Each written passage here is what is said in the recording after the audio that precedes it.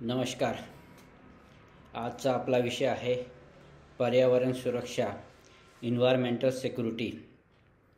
दिवसेंदिवस पर्यावरणाच्या सुरक्षेच्या संदर्भात अनेक गंभीर समस्या ह्या निर्माण होत आहे आणि वाढण्याच्या निमित्ताने ही समस्या पुन्हा चर्चेचा मुद्दा झालेला दिसतो आहे. पश्चिमेकडचे जे काही घाट माथे आहेत त्या घाट माथ्याचा वायनाडची ही अंतिम इशारा, वायनाडच्या घटनेच्या निमित्ताने अंतिम इशारा आहे असं मला वाटतं. कारण अविवेकी विकासाच्या नावाखाली अनेक समस्या ज्या आहेत त्या समस्या मानव आता निर्माण करतो आहे अशी एकूण परिस्थिती निर्माण झाली आहे.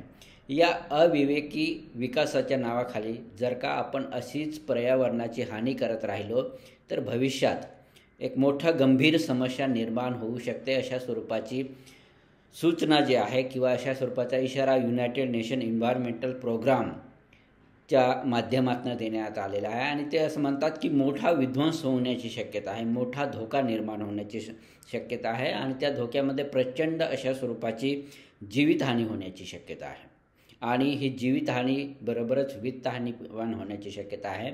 आणि जर का हे सगळं त्यापासून जर का वाचायचं असेल, त्यापासून आपली सुरक्षा करायची असेल तर आजच या घटनेकडे एक समस्या म्हणून बघितलं पाहिजे आणि त्याच्यावर उपाययोजना ज्या आहेत त्या उपाययोजना केल्या पाहिजे असं मला वाटतं.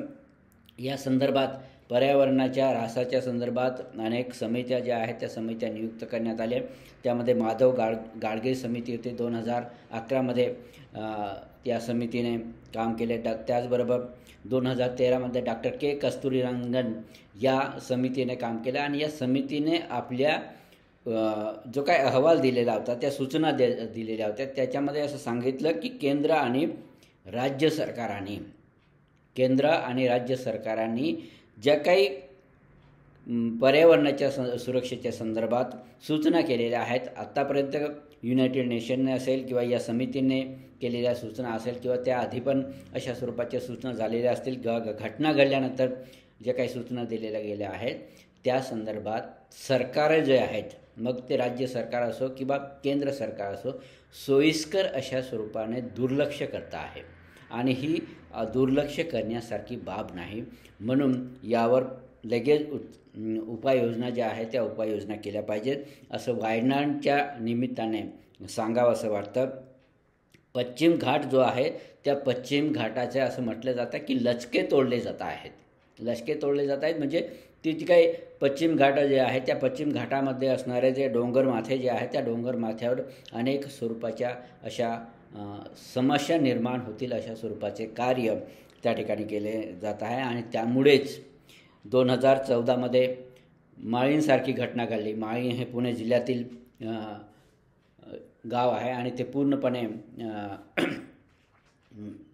त्या डोंगर माथ्याखाली गाळलं गेलं होतं. त्याचबरोबर 2023मध्ये इर्शालवाडी मागच्याच वर्षी घडलेली घटना आणि महाळचा महापूर असेल, कोल्हापूरचा महापूर असेल, हे होतच राहिलं आहे.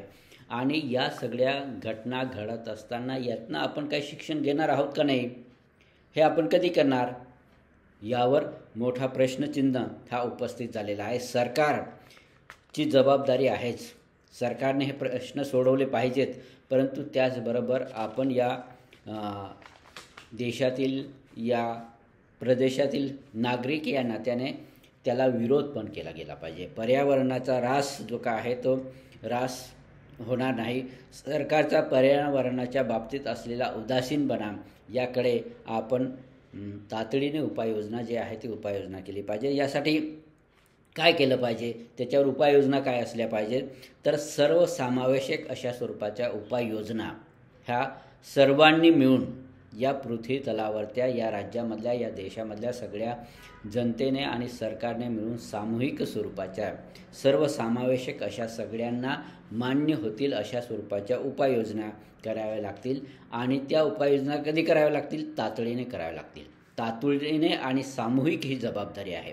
आपण ही जर का उपाययोजना व्यवस्थित ताबडतोब केल्या नाही तर याचे परिणाम आपल्यालाच भोगावे लागतील. हा विचार करून उपाययोजना केल्या तर ही पर्यावरणाची सुरक्षा जी आहे ती पर्यावरणाची सुरक्षा अबाधित राहू शकते. नाहीतर भविष्यामध्ये याचे गंभीर परिणाम आपल्या सर्वांना भोगावे लागतील. थांबूया तिथे.